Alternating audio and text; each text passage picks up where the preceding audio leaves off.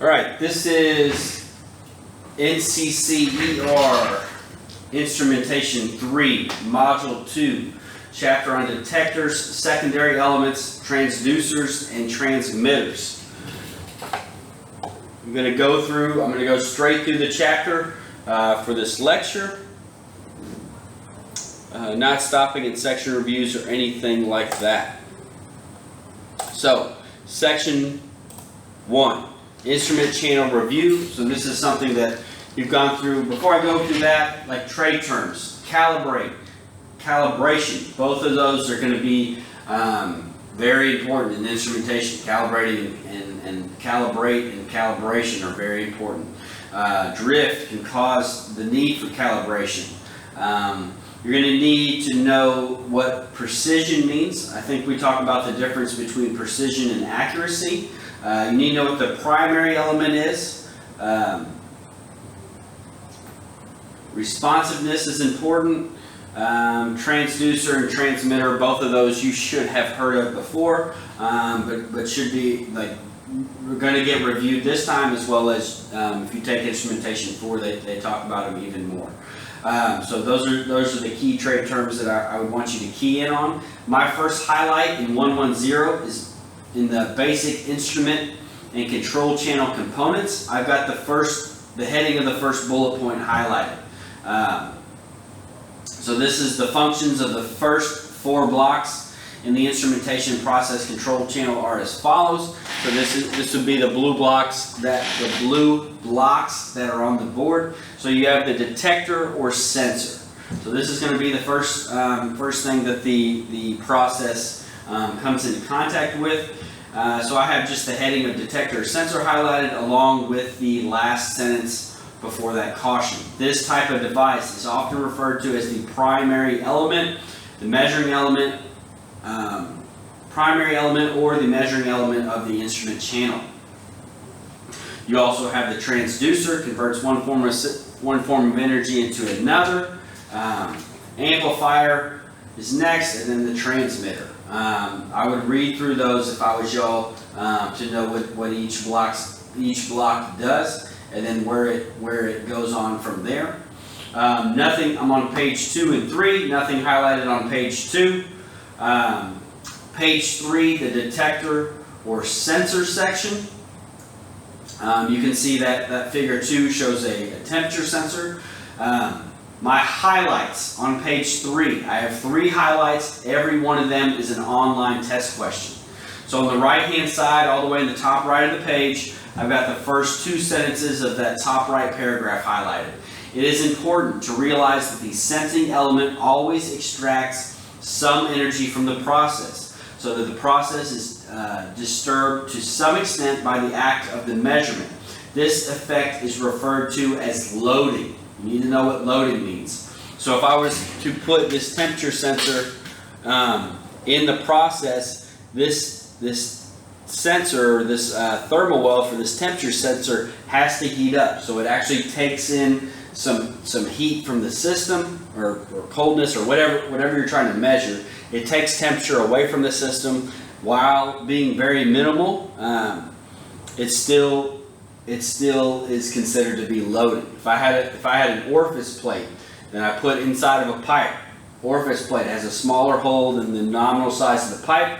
That takes away. There's a buildup of pressure on the high side, and then there's low pressure on the back side. That takes energy away from the process. It's considered to be loaded. Second paragraph, first sentence, online test question. Detectors are selected for measurement systems on the basis of the parameter being sensed, the desired accuracy, the range of measurement, and the particular type of output supplied. Table 1 shows a bunch of the detectors for different parameters.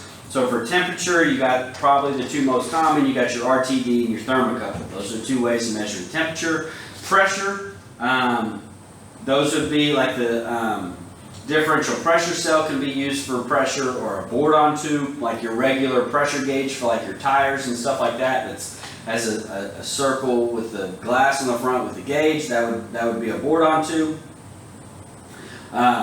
Level, you can have, again, you can have differential pressure cell that tells level, which you work with in the lab, so you can tell, well, that's for flow.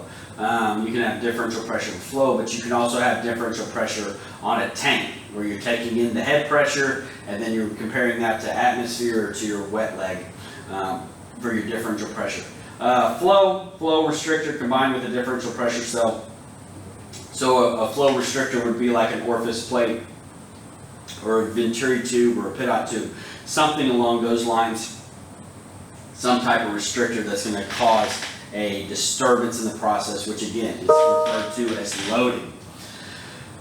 Last paragraph on page 3, first sentence, online test question. Detectors measure process variables such as pressure, temperature, fluid level, and liquid flow. Pressure, temperature, level, and flow. Those are the most common parameters for instrumentation.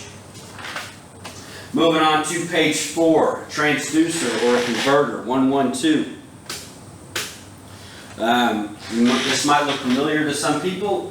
For our Amatrol trainer, the T5552, you've got a pressure transducer on the bottom of the level tank.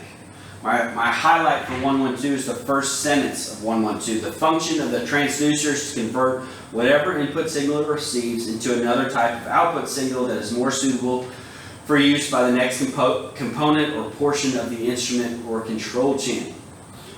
Most common transducer would be the I to P, current to pressure, which you also use on that trainer.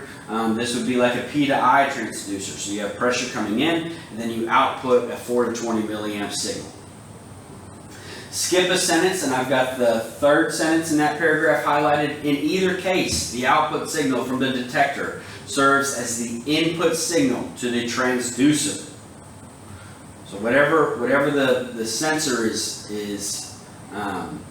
taking in, it serves as the input signal to the transducer. Amplifier or signal conditioner, you can see a picture of on the bottom right of page 4. Second paragraph, last sentence in 113 is highlighted. For this reason, it is likely that amplification is performed at some point in the channel, even if the instrument channel diagram does not include an amplifier block. A lot of times these amplifiers or signal conditioners are made to be part of like a transducer or a transmitter. Like I haven't even seen a lot of signal conditioners in my experience. 114 transmitter on page 5. I've got an online test question in the first paragraph. First paragraph, second to last sentence. Many modern smart transmitters include a detector, a transducing element, amplifiers, and a signal conditioning noise filtering element. So they're all in one. Out to the side of that highlight, there's two different things I want you to write.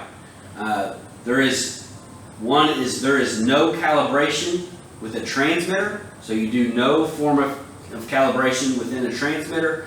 And then the second thing I want you to write, which is the same thing, no primary calibration standard. There's no standard of calibration for a transmitter, is what you need to know for that highlight.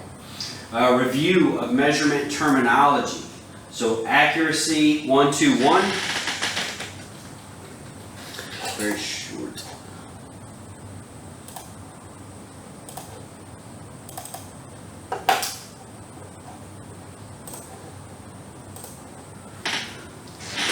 Accuracy. You should know the definition of accuracy, which is the first sentence in 121. Accuracy is the degree to which an output of an instrument approaches an accepted standard or true value. Think of this like a bullseye or target board.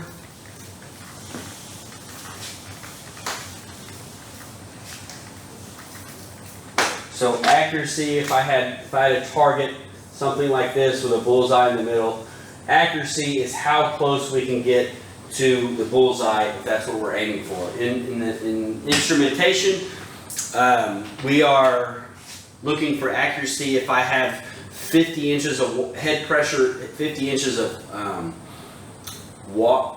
50 inches of water for our head pressure. we want that to be an exact measurement from whatever element is measuring that, whether it be a differential pressure transmitter or a pressure transducer, whatever's measuring that. We want that to say that we're seeing 50 inches of water. And the closer we can get to that, the more accurate it is. 122, precision versus accuracy. First sentence is highlighted in 122. The precision of an instrument is the measure of its repeatability or consistency. If you've ever been a part of target shooting, whether it be with bow and arrow or a gun, something like that, this would be called grouping. So if I were, say I was aiming at the bullet, at the bullseye, and I was hitting over here. So shot 1, then shot 2 comes in, 3, 4, 5, 6. So while they are not accurate, they are precise because there is a tight grouping. So the repeatability is good. So this would be an example of something that is precise but not accurate. So say we had that same difference or that pressure transducer that's supposed to measure 50 inches of water, and it is continually measuring 5 inches of water less. So it is precise, but it is not accurate and needs to be calibrated. The rest of that paragraph is an online test question. A detector or sensor with high precision should continually output the same value if the component being measured does not change. However, precision does not necessarily mean the instrument is accurate. It could be consistently outputting an inaccurate truth or an inaccurate result. On page 6, going along with this, first sentence on page 6 is highlighted. Accuracy is the measure of how close a result is to an accepted standard value. So that's the same thing that you had on the last page. It's just the definition of accuracy. Measurement errors. 1, 2, 3. First sentence of 1, 2, 3 is an online test question. A measurement error is the numerical difference between the measured value and the true value. So that's error is just the difference between the two. So error would be how far off our target is, or our grouping is from the bullseye. You can figure out area by going through their little equation right there and see like what percentage you are off. They also talk about like human error. So whenever you guys are using the 5552 or the Instrumentation 3 main trainer, and you're looking at the rotometer, and you're looking at the widest part of that weight, if you're looking at it, if you're looking at it like this position, you want to be directly horizontal with it. If I'm looking at it from the top, I'm going to get an inaccurate measurement. If I'm looking at it from the bottom, I'm going to have some type of measurement error. But 1, 2, 3, first sentence, online test question. Nothing on page 7. Flipping over to page 8.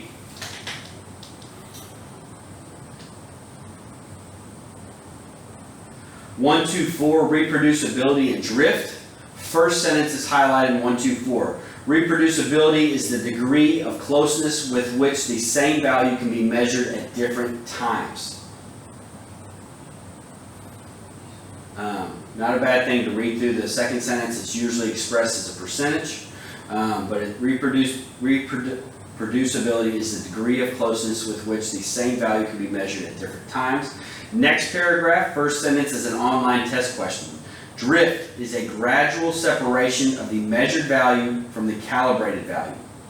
Drift is a gradual separation of the measured value from the calibrated value.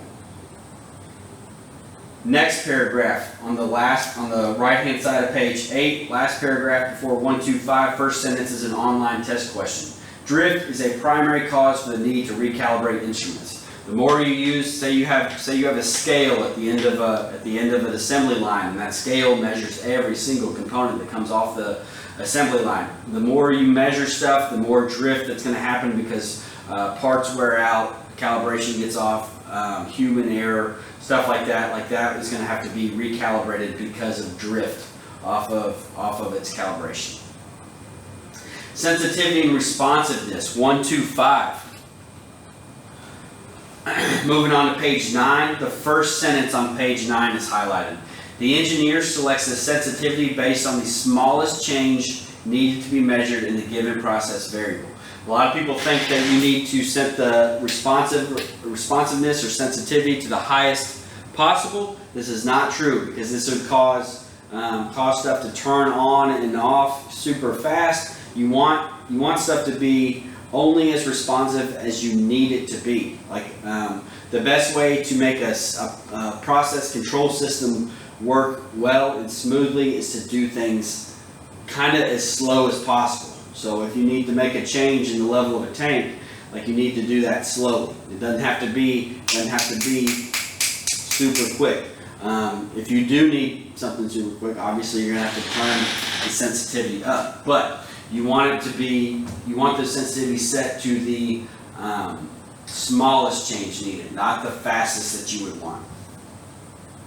130, standards and elements of measurement.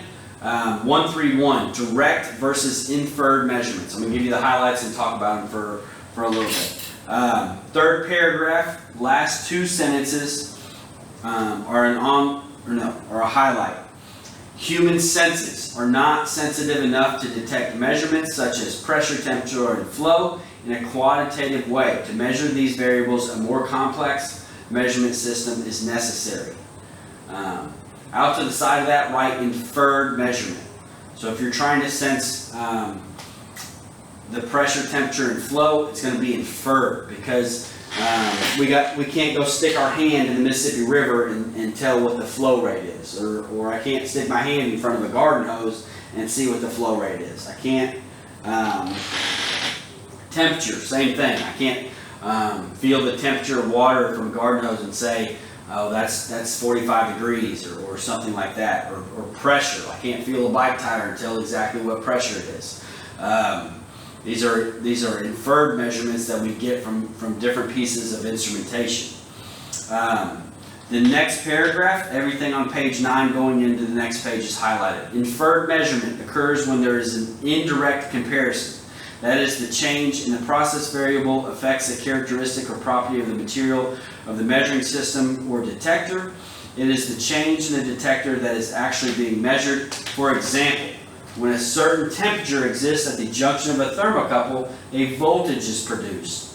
A voltage is the actual parameter being measured, and the temperature is inferred or derived from the characteristic of that voltage. So, that is another inferred measurement. If I wanted a direct measurement, you can do for level. Like level, you can actually have a tape measure or something on the side of a tank, and you can directly measure how high the level is. Or if I wanted to directly measure the length of this table or desk, I can take a tape measure and get a direct measurement. You can use direct measurements if you've ever seen a gas station. Like whenever they're filling up for gas stations, the way they check those tanks that are in the ground, you'll see them pull out a big stick, dunk it down in the tank, and wherever the wet spot stops on the stick, that's how they're determining level. While that is a very crude way of measuring the level in a tank, it's also fairly accurate. So that's a direct measurement. So whereas like they were talking about taking a temperature, like the way a thermocouple works is you have two dissimilar metals that are welded together on the end, and whenever the temperature changes, it creates a voltage, and based on that voltage, we can determine a temperature.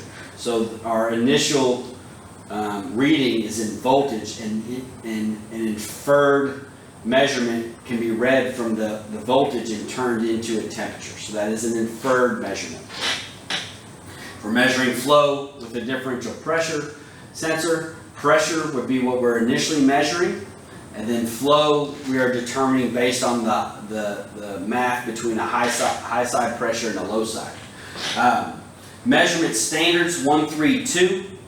On page 10, I've got the third sentence highlighted as an online test question.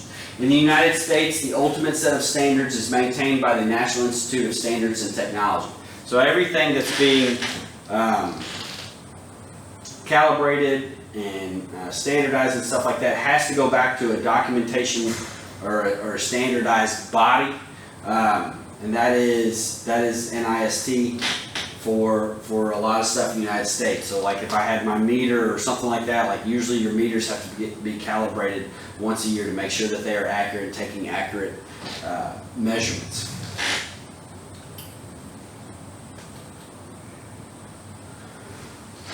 They go through primary standards, primary, secondary standards, working standards, primary and secondary elements.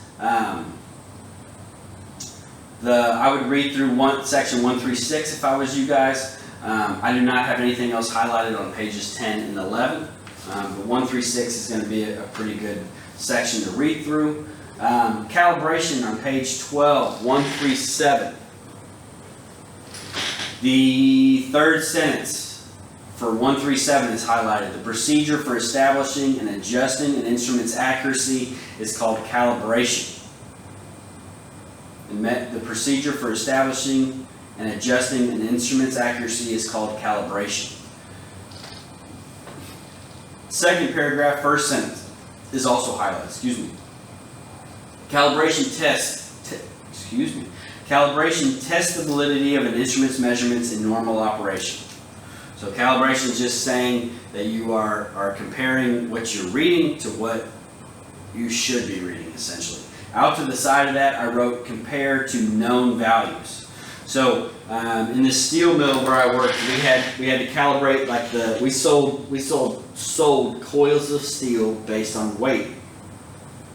We calibrated our scale with a coil that was made early on in the building of the mill, and they measured the weight of it, and they had the exact weight, and they welded the coil all together, and then they actually welded the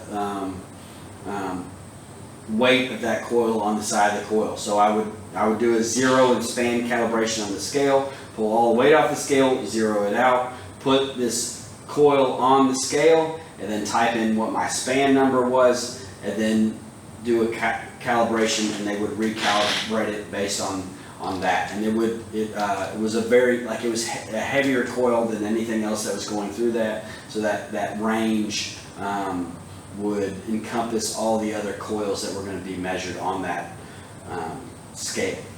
That's all I've got for section 1. Moving on to section 2, detectors.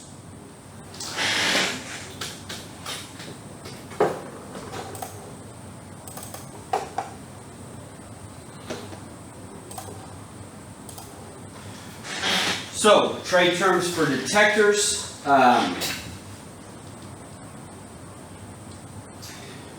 Electromagnetic field, EMF, you should know what that is. We've talked about, or we will talk about that quite a bit for interference and stuff like that. Laminar flow would be important to know. Piezoelectric crystals, I'll talk about those in this section.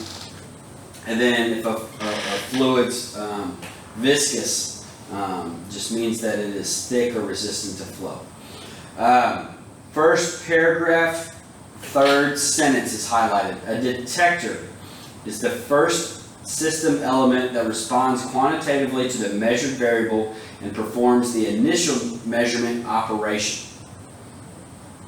Third sentence on page 14 is highlighted. Temperature detection.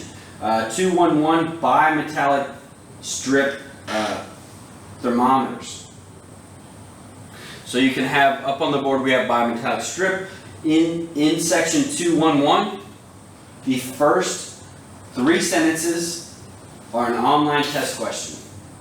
A bimetal element, figure 10, is composed of 2 different metals bonded together. One is usually copper or brass, and the other is a special metal called Invar, which contains 36% nickel.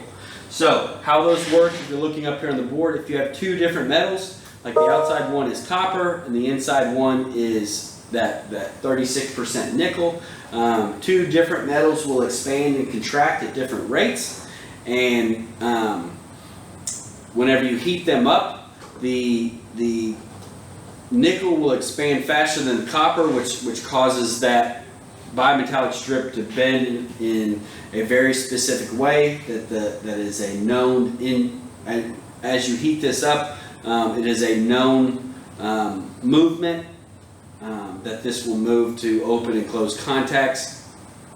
Yeah, you can have bimetallic strips.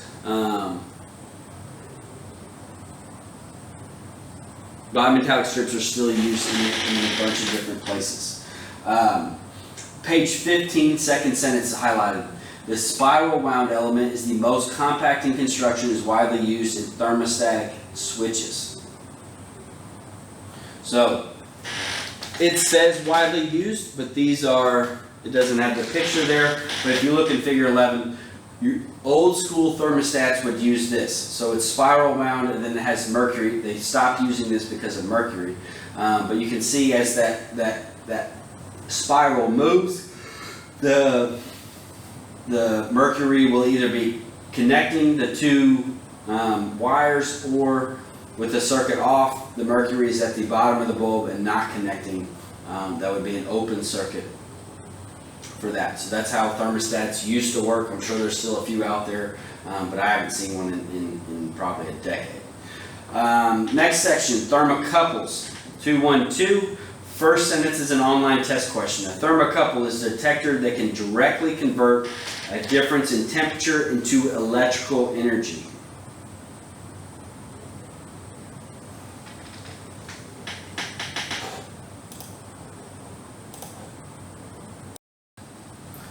So, continuing on from 212 and thermocouples, going on to page 16. The figures are a little bit behind, but they still have the bimetallic thermometer using the helical element. So you can see on, should have shown this picture before, but you can actually have, like you can see the spiral wound helical bimetallic element. So as this heats up, it actually spins the shaft that will that will turn that dial on the front face of that thermometer. I've got nothing highlighted on. Actually, don't have anything highlighted on pages 16 and 17. But it is good to note the different, the various thermocouple joints. So you've got this picture on the board right here, and they go through the different ones. You should know. Different thermocouples are named different types, like you have E, J, K, and T are all pretty common types of thermocouples, and you just need to know that each one has a range of temperatures that they are good for. So not every type of thermocouple is good for every temperature, so you just have to see where your process is going to what your process is going to need, as far as like what the absolute lowest temperature that it's going to read is, all the way up to what the highest temperature it is. And you pick your thermocouple based on that information. And different types of ends can produce different things for thermocouples, just depending on what you need. But no highlights on page 16 and 17. Going on to page 18, designations for thermocouple wire. First paragraph of 213. This is a weird highlight, but I've got the last sentence of the first paragraph of 213 highlighted. So to make this task easier, the International Society of Automation, ISA, has developed standard MC 96.1 temperature measurement thermocouples to establish uniformity in the designation of thermocouple wire. That goes along with the sentence in the top right of the page. So that, what I just gave you, and all the way in the top right, the sentence that says for thermocouples and thermocouple extension wires, the color red designates the negative wire. So if you've ever seen a thermocouple, there's always a red wire, and then there's a different color wire that designates what type of thermocouple it is. But you'll always have a red, and that's always going to be your negative. Thermocouples are very particular about being polarity based. So you always have to make sure you're putting the red of that thermocouple to your negative. So those two highlights go together. My next highlight is all the way in the bottom left of the page. So the last sentence in the bottom left of page 18 is highlighted. The manufacturers of thermocouples also use color coding to designate both the type and the polarity of thermocouples and thermocouple extension wires. So if you look at the symbols indicating wire polarity, so it's got type BEJKRST. The positive is going to be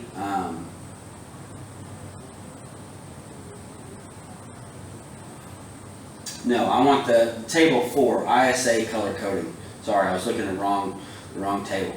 ISA color coding on page 19 is what I want. So a pretty common thermocouple would be a type T for a duplex insulated thermocouple. So the positive for the overall covering will be brown, positive will be blue, and the negative for all of those will be red.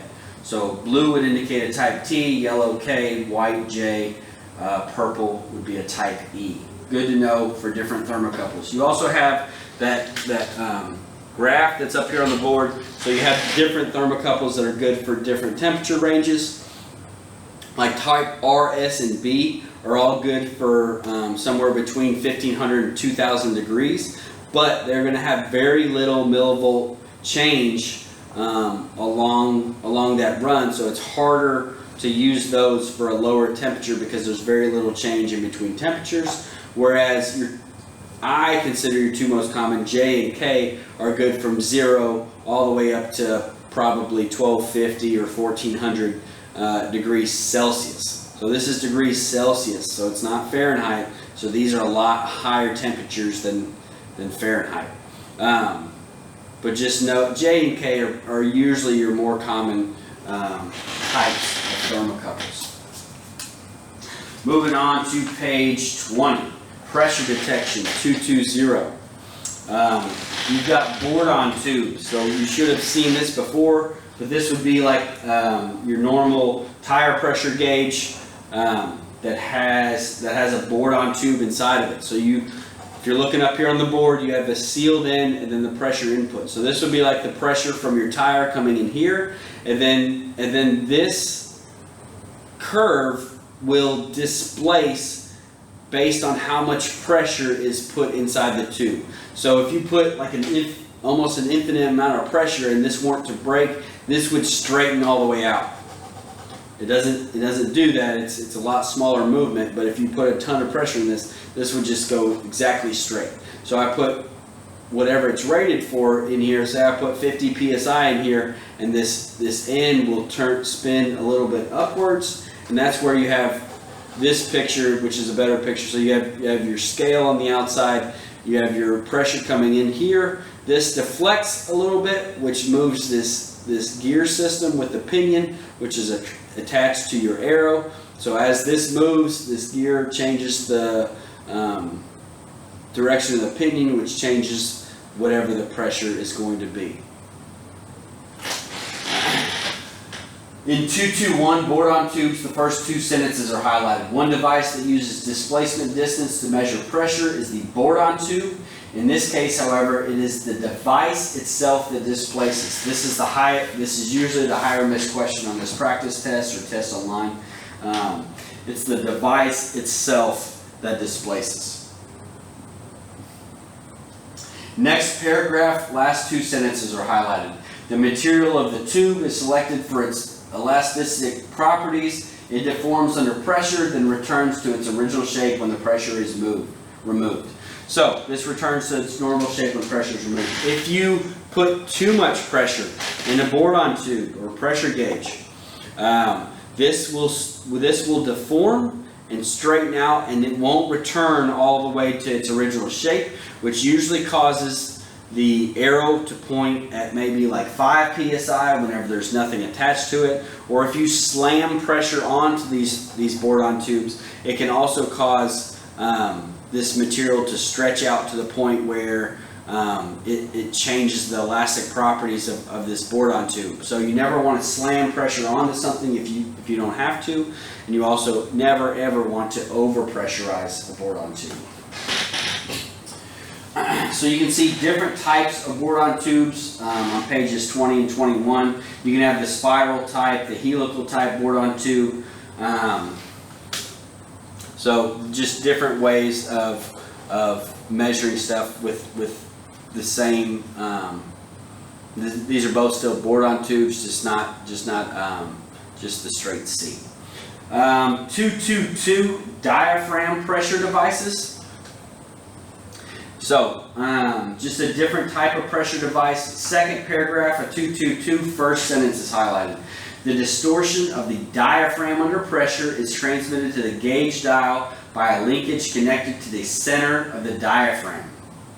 So this is the diaphragm, so this would be a rubber-like material. Put pressure in here, this diaphragm deflects, and however much it deflects, it changes the dial indicator. So just a different type of pressure detector. Page 22, 223, pressure capsules. So this would be a capsule that you input pressure into. The capsule actually also, it deflects, it changes, very little changes shape, and that shape change is reflected based on the scale. My highlight for pressure capsules is the first sentence of 223. Technology commonly used to measure low pressure is the pressure capsule. So pressure capsules are good for low pressure applications. Skip 2 sentences, and the fourth sentence in that paragraph is an online test question. A pressure gauge or transducer incorporating a pressure capsule is typically used with lower pressures that fall in the range of 0 to 30 psi G. Pressure gauge or transducer incorporating a pressure capsule is typically used with lower pressures that fall in the range of 0 to 30 psi G. Online test question. Bellows pressure device. So kind of the same but different. I'm going to give you the 2 highlights, and then I'll talk about it. The second paragraph of 224, first sentence is highlighted. The bellows type pressure gauge is usually built as a one-piece, collapsible, seamless metallic unit with deep folds formed from very thin-walled tubing. So very thin-walled tubing so that it can actually deflect as pressure is added to it. The last sentence on page 22 is an online test question. In practice, the bellows is always opposed by a spring, and the deflection characteristics of the unit are the net result of the bellows and the spring. So you can see the spring is pulling this way, and the bellows is pushing. So the spring will naturally put this back to, should put this to 0, but you can see the spring's pulling this way, the bellows is pushing that way. So it's not really like a tug of war, but no, the spring is pushing, the spring is pushing and the bellows is also pushing, so that spring is acting, it's like opposite tug of war, like you had a stick and you're trying to push it back and forth. So the overall characteristic of the unit, or the net result, is of the bellows and the spring combined together. Capacitive type pressure sensors, you can see up here on the board. Just remember, all a capacitor is 2 plates separated by a dielectric, and the more you can change the distance between the plates, that creates a difference in capacitance. So you can use a capacitive type pressure sensor because you can put pressure on this, and that will actually push against the plates, which will cause a different type of capacitance, or a different capacitance, and based on that you can determine a pressure. Level detection 230.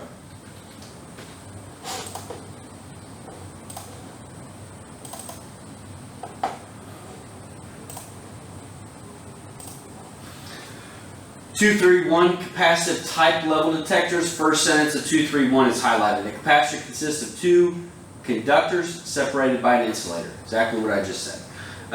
So you can find capacitance by using, like you have your dielectric constant, your plate area of your plate, times that conversion factor.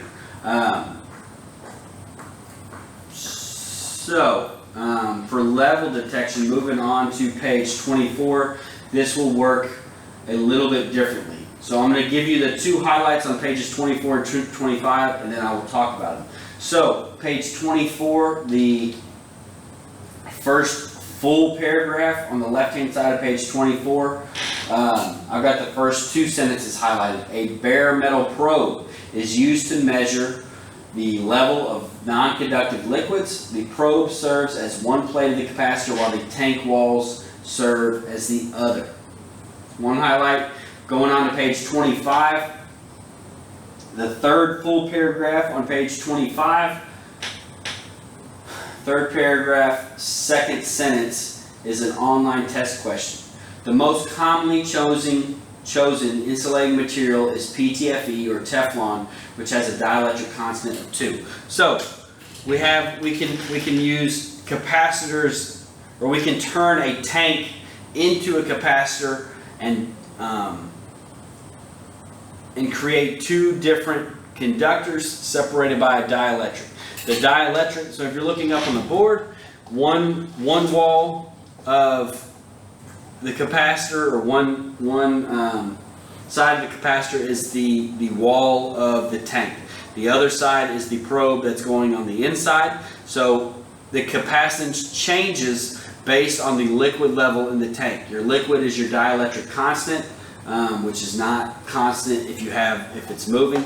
So your constant is your two plates, and then your dielectric in between it is what can physically change your actual capacitance. If you have to have an insulated probe, that is for whatever liquid is in this tank. If it's going to affect the probe in any way, you have to insulate the probe, which is what that last online test, that was an online test question where the insulating material is usually PTFE, which is Teflon.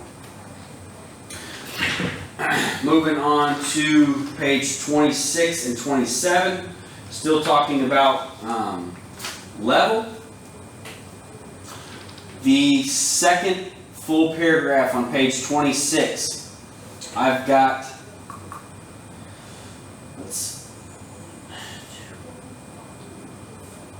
fifth, sixth, and seventh sentences in the second full paragraph highlighted. As shown previously in Table 5, the dielectric constant of water varies greatly with temperature. This can be compensated for through the use of an RTD or thermistor as another input to the measurement system. Both of these devices react linearly with the changes in temperature. So you can actually see, like in both of these tanks, they have RL, which would be your RTD that is put in these tanks. So based on it just provides a correction factor based on temperature, is all the RTD does. So both signals would go back to like a PLC or some type of controller. Ultrasonic level measurement. So ultrasonic level measurement, you have usually it's in one device. You will do ultrasonic level measurement on the 5552 if you have not already. So it sends sound waves down, or ultrasonic waves down to the liquid level. Those bounce off, and based on the amount of time it takes to get from the instrument to the liquid and back, based on that amount of time, they can determine a level. This is the type that you will be messing with in the lab. My highlight for ultrasonic level measurement is the last sentence on the page that goes into the next page. Secondly, and more significantly, the velocity of sound varies with temperature, atmospheric conditions, and the composition of the liquid. Since the measurement accuracy depends on knowing the actual sound velocity, ultrasonic level detection is suitable only for installations where the conditions are relatively constant. So this is where the temperature is not going to fluctuate too much, because that actually will affect the measurement. Nuclear level detection. I've got 3 different highlights in 233, all go within the same highlight. All 3 are part of the same highlight. So third paragraph, so the first paragraph after that caution on page 28, first 2 sentences. Nuclear level detectors generally take one of 3 forms. The simplest and oldest is the Geiger-Muller tube, or GM tube. Next paragraph, first sentence, is also part of that highlight. The second type of detector uses a long tube called an ion chamber, mounted parallel to the tank wall. Top right paragraph, first sentence. The third type of detector is called the scintillant counter. Contains a chemical that emits flashes of light when gamma rays strike it. So you got the Geiger molar, the ion chamber, and this scintillant counter. Scintillation counter. Those are the three types of nuclear level detection. Not something I've ever messed with. You can like like you have to mess with radiation and stuff like that. But not something I've ever messed with. But if you hear any three of those, that has to do with nuclear level detection. Flow detection 240. Most common way to measure flow usually is with an orifice plate, because of the cost of an orifice plate is relatively cheap. My highlight 241 is the third sentence. The orifice plate is usually mounted between two flanges. Most of the time you're going to have a concentric orifice plate. I've actually never seen eccentric or segmental, but you're going to have a hole, a very, very, very calibrated hole in the center of this that will create a high pressure on the inlet side and a low pressure on the back side, which you can determine flow from a differential pressure transmitter. Nothing on page 29. Something to note on page 29 is you do need laminar flow for this, so sometimes you have to use a flow straightener, or a lot of this stuff has to have so much straight pipe before the sensor so that it can give an accurate reading. Page 30 and 31 show an orifice plate inside of a pipe. So you can see the restriction that it creates. Remember, this is called loading. So if I didn't have an orifice plate in this, you would just have straight laminar flow.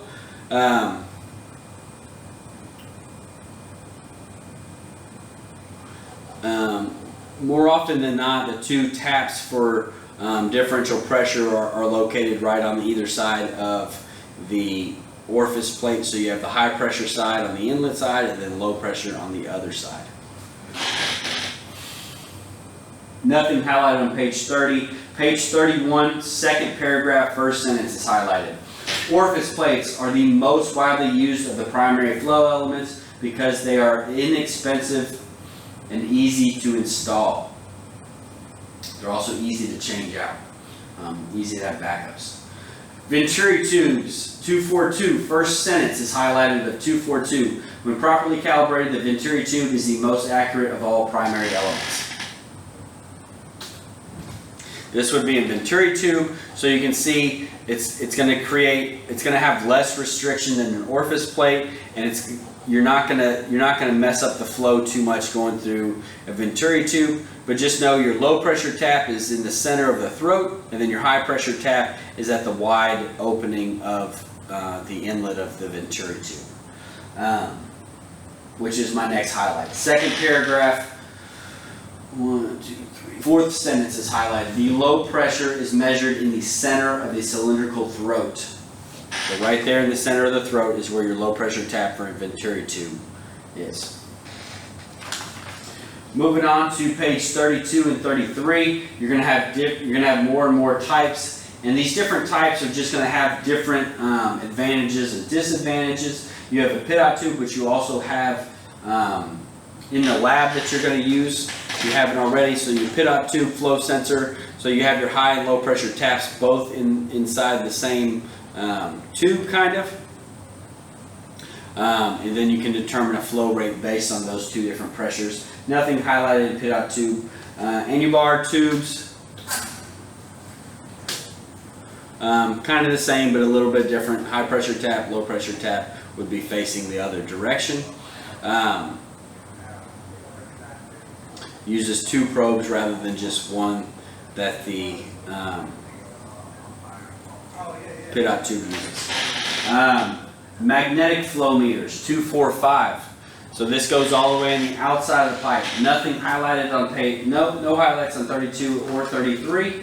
But on 34, I do have one highlight. It's in the third paragraph, almost right in the middle. The process fluid is the moving electrical conductor. So if you want to read through and see how these work, I've actually never messed with the magnetic flow meter, but if you think about the advantages of a magnetic flow meter, there is no loading.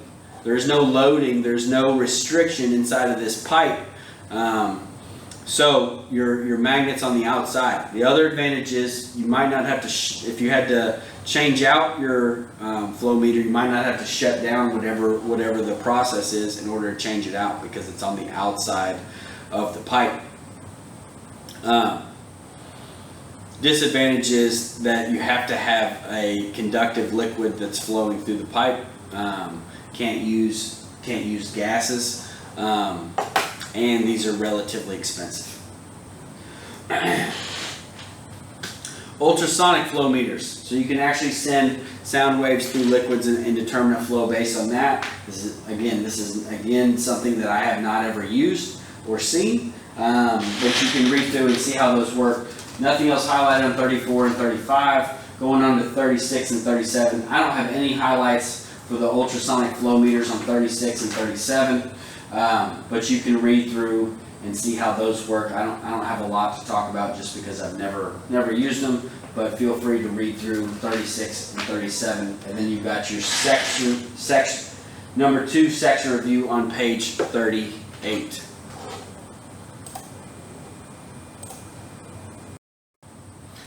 All right, section 3, transducers. Remember, you should know this by now, but most common type of transducer would be your I to P, which would be your current to pneumatic. You actually have there's a table 6 at the bottom left that talk about different types of transducers.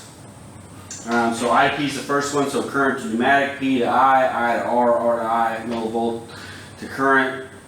pH to current, a bunch of different types of transducers, but your most common are going to be your I to P or P to I, at least right now. So you got this table in the bottom left of the page. Pretty good table for knowing different ones. I to P and P to I transducers. 310. Up at the top, 310, everything in that section is highlighted.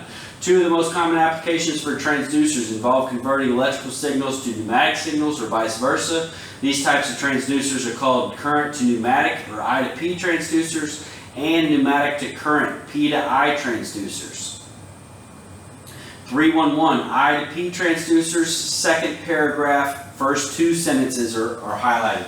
An I to P transducer receives a DC current input signal in the range of 4 to 20 milliamps or 10 to 50 milliamps. This signal is received by a coil positioned in the magnetic field of a permanent magnet. You want to key in on that sentence. This signal is received by a coil positioned in the magnetic field of a permanent magnet. Excuse me.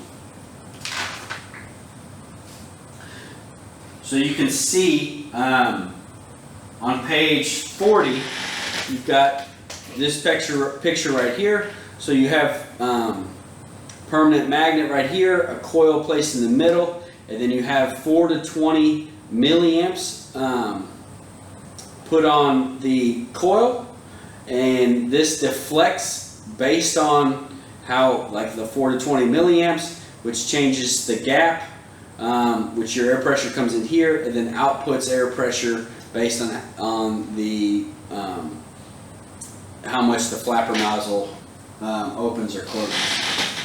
On page 40, P to I transducers, the first sentence is highlighted. P to I transducers, which are pneumatic to current transducers, are generally used in chemical areas or humid spaces where pneumatic measuring instruments are used. First sentence of 312, you'll have a couple questions that come out of that one sentence. Next paragraph, first sentence is highlighted. P to I transducers, again, pneumatic to current. Transducers convert a pneumatic signal to a proportional current input signal. So same thing, the pressure transducer for the 5552 that's at the bottom of the tank inputs whatever pressure that head pressure of water is pushing on it, and then converts that to a 4 to 20 milliamp signal.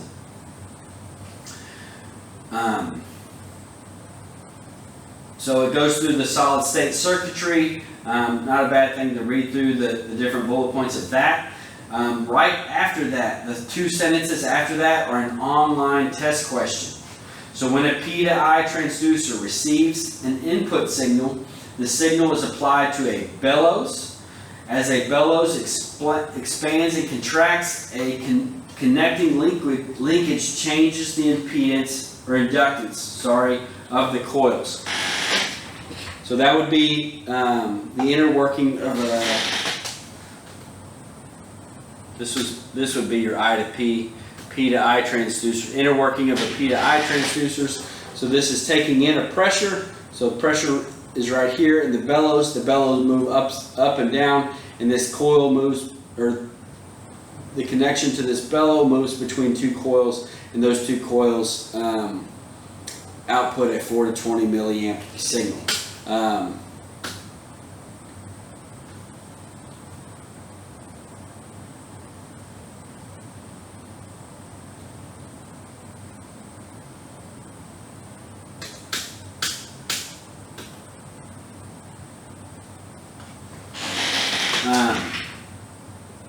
Yep, nothing else highlighted on page 41, but that last one again is an online test question. Going on to pages 42 and 43, section 320, metallic and pressure strain gauges. The first sentence is going to have 3 separate highlights, or 3 separate questions come out of that first sentence. Strain gauges are a type of transducer that use a change in electrical resistance to measure an applied mechanical force. So this is a strain gauge. So based on how much force is put on whatever this flexible block is, changes the resistance of these wires, which based on that you can take an inferred measurement of what the pressure put on that strain gauge is. Metallic strain gauges, 321. Moving on to page 43. Second paragraph on page 43, first sentence is an online test question. Strain gauge sensitivity has been improved by using semiconductors. Strain gauge sensitivity has been improved by using semiconductors. That is an online test question. Nothing in pressure strain gauges. Moving on to section 330, other transducers. You've got the piezoelectric transducer, 331. First sentence is highlighted. Deforming various crystals such as quartz, Rochelle salt, tourmaline, and barium tantrite creates an electrical potential. Remember, electrical potential is voltage, or voltage that is proportional to the applied force of pressure. I want y'all to think of voltage as a potential difference, an electrical potential. So deforming a crystal can create a voltage. First highlight. Second sentence is a separate highlight. This action of generating a voltage by the application of force or pressure is the principle used in a piezoelectric transducer. My question is, who's the first person? Guy's probably name is like piezo something or another, but who was the first person to determine putting a pressure on a crystal creates a voltage? Crazy the stuff people can come up with. Next paragraph in 331, I've got the third sentence highlighted.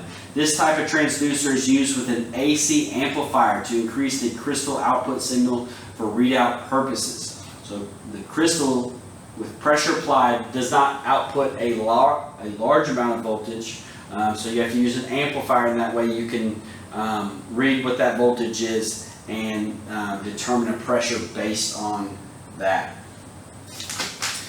Page 44, accelerometers. A lot of times accelerometers are used for I come from West Tennessee, which is on the New Madrid fault line, which is predicted to have a major earthquake in the next 1 to 2,000 years, something like that. But they use accelerometers for earthquake detection. My highlight for accelerometers is the first sentence of 332 on page 44. The elastic deformation of the sensitive measuring element can be produced by acceleration rather than a direct external force. 332 accelerometers. You got section 3 review. I'm going to continue straight on to section 4. Last section, last PowerPoint of this section. They go through a differential pressure transmitter. While it is good to know the components of the insides of a differential pressure transmitter, just note that if something goes wrong, like something has failed inside of this, you're never going to replace components inside of this. You're going to change this out, and usually you can send this off and get it refurbished or rebuilt or something like that. Page 45, the first sentence on the page is an online test question.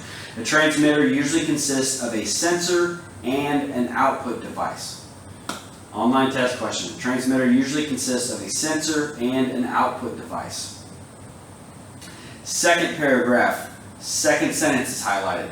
Most pneumatic signals use 3 psi to correspond to a 0 signal, so that if there is a leak or an air supply is lost, a loss of pressure will be seen.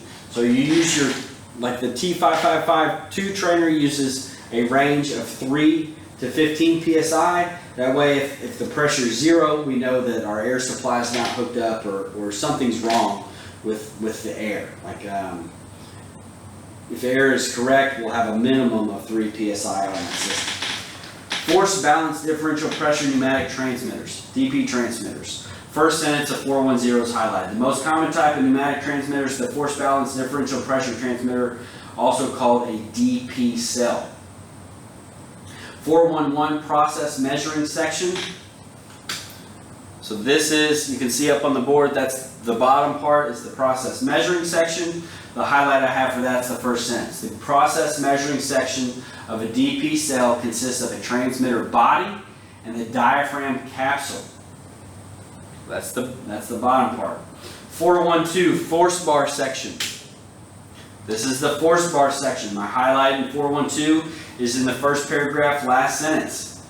The top of the force bar is connected to the pneumatic flapper nozzle. So the top of your force bar plinth assembly is attached to the flapper nozzle. Moving on to page 46, the balancing section. This is the balancing section. My highlight for 413 is the first one sentence paragraph on page 46. The balancing section of a DP cell, figure 65, consists of a feedback bellows, range rod, range wheel, and 0 adjustment. 414, pneumatic input-output section. This is up at the top. This is literally for your differential pressure transmitter. This is where you can see all the way up here. You have an input side. It doesn't matter for this purpose. You have an input side and an output side for your DP. Or no, not input and output, sorry. You have a high and low side for your differential pressure transmitters. Not input output. But that's up there at the top. Nothing highlighted in 414 on page 46. Going on to page 48. Nothing highlighted on page 47. 420.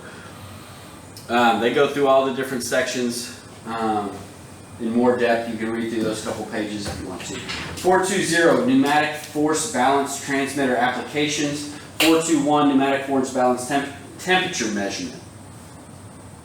The last sentence before 422 is highlighted. A compensation bellows unit on the force bar eliminates the effects of ambient temperature. So you can, the compensation bellow unit on the force bar eliminates the effects of ambient temperature. So that's your compensation bellows right here.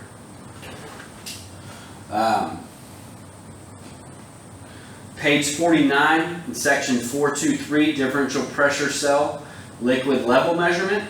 So DP cells are used a lot in level measurement. You should have talked about this before. and you will talk about it again.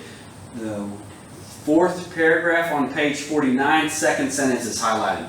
The high side of the differential pressure cell is connected near the bottom, and the low side is connected to the top. So with a open tank, the bottom side is, or the high side is connected to near the bottom of the tank, so you get as much head pressure as you can on top of that. The low side is vented to atmosphere. For closed tanks, let me give you the highlights and I'll talk about them. The sixth paragraph in the bottom left of page 49, second sentence is highlighted. Due to some process conditions, the low leg can fill up with the process fluid or condensate and cause measurement errors. Next paragraph in the top right, whole thing is highlighted. To eliminate the problem of unwanted liquid connecting in the low leg, it is intentionally filled with liquid. The DP cell can then be mechanically adjusted to balance out the liquid pressure on the low leg. This is referred to as a wet leg installation. So if your fluid and whatever your liquid is in your tank does not condensate or doesn't get high enough to get inside of the dry leg, you can keep your dry leg, which is just, that's your dry leg is your zero. Obviously this has a maximum level here because if the level went all the way to the top, it would fill up that dry leg. If your liquid inside of your tank condensates or moves around or has any chance of getting inside your zero or your low pressure side, you can fill this side up with fluid, and then you can set parameters that will negate this fluid and still use the low side as your zero for your differential pressure cell. 424 differential pressure cell flow measurement. You will use a DP cell to measure flow on that trainer. I do not have any highlights in 424. Page 50 and 51. Electronic transmitters, 430. I've got the heading analog transmitters, or 431. I've got that highlighted, and that goes along with the last sentence of the first paragraph of 431. The exact output value varies continuously with the input, so it is both proportional and continuous. So, out there on that same trainer that I've been talking about, you have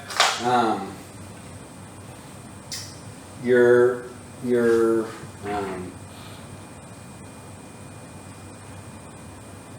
say your pressure transducer that's on the bottom of the tank. You got a PT. Got that on the bottom of the tank. I'm recording a lecture. I'm almost done.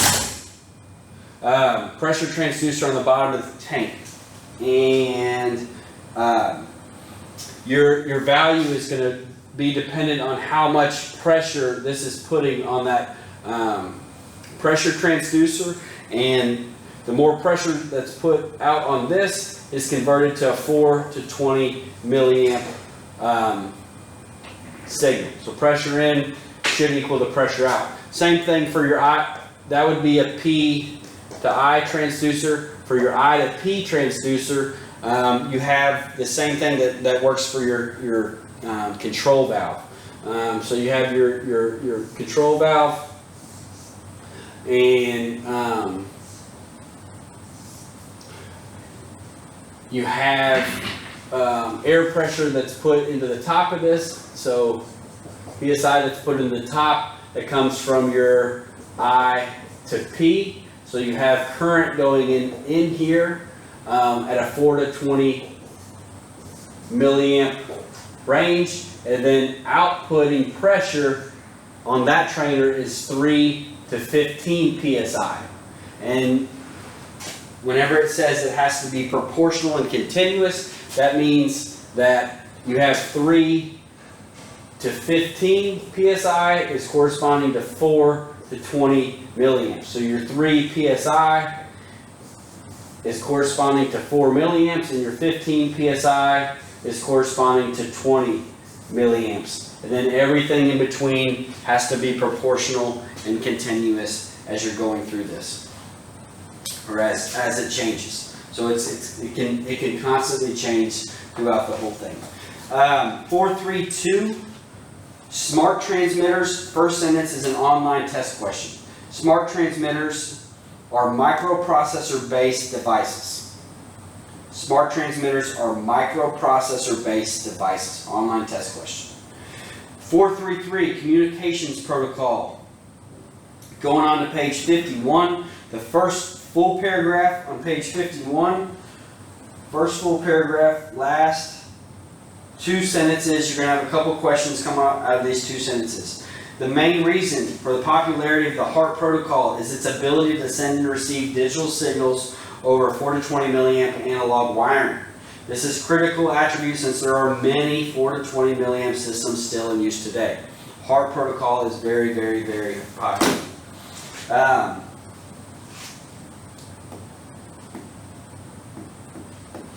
Fifth paragraph, for fifth full paragraph on page 51, last sentence is highlighted.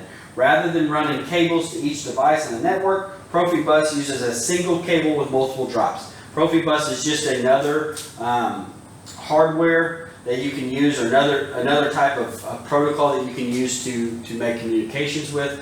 A lot of people are going to industrial Ethernet, but Profibus is still used in some plants today. So that is all I got for Module 2 of Instrumentation.